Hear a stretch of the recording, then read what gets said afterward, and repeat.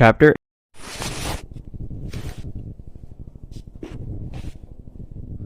Ayat 6. Perempuan itu lari ke padang gurun di mana telah disediakan suatu tempat baginya oleh Allah supaya ia dipelihara di situ 1260 hari lamanya.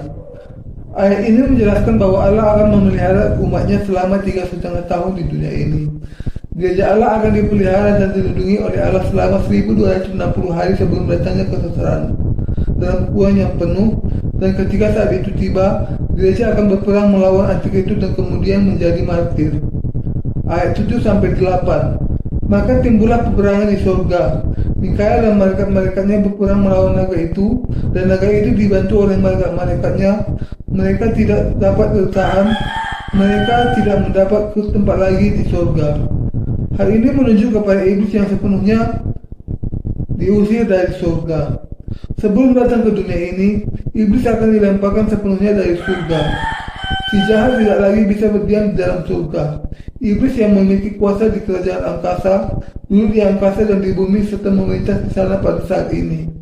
Karena ia sudah sepenuhnya dilemparkan dari surga, di bumi ini ia menganiaya orang-orang kudus semakin gencar pada hari menjelang datangnya akhir zaman. Tetapi iblis kemudian akan dilemparkan dan kemudian diikat di lubang yang tanpa dasar dan neraka yang disiapkan oleh Allah. Ayat 9. Dan naga besar itu, si ular tua yang disebut iblis atau Satan, yang menyesatkan seluruh dunia, dilemparkan ke bawah. Ia dilemparkan ke bumi bersama-sama dengan malaikat-malaikatnya. Di akhir zaman, iblis, karena ia dilemparkan dari surga dan dibuang ke dunia ini, akan menganiaya dan membunuh orang-orang kudus untuk yang terakhir kalinya. Banyak orang-orang kudus yang akan menjadi mati di tangannya. Ayat 10.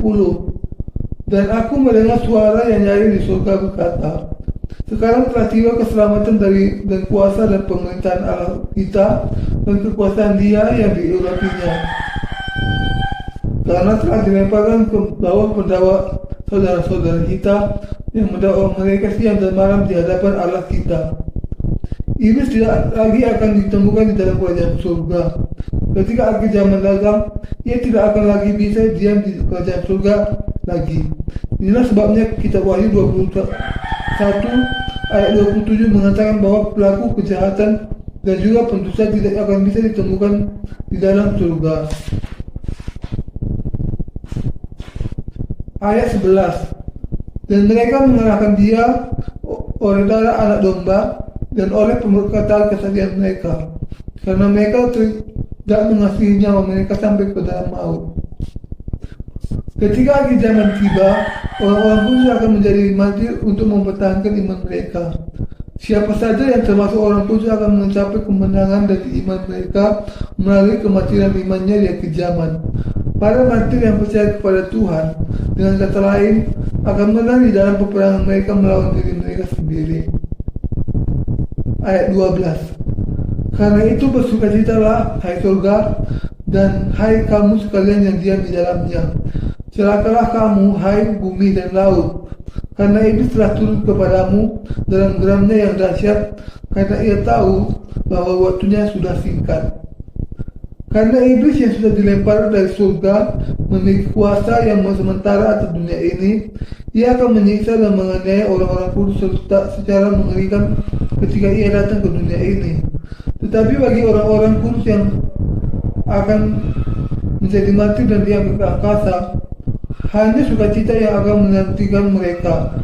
Setelah pengangkatan, Allah akan mencurahkan malapetaka ketujuan ke atas bumi dan lautan. Ayat 13. Dan ketika naga itu sadar bahwa ia telah dilemparkan di atas bumi, ia memburu perempuan yang melahirkan anak laki-laki itu. Ini menunjuk kepada penganiayaan terhadap orang-orang kudus yang akan terjadi sepanjang masa kesengsaraan besar.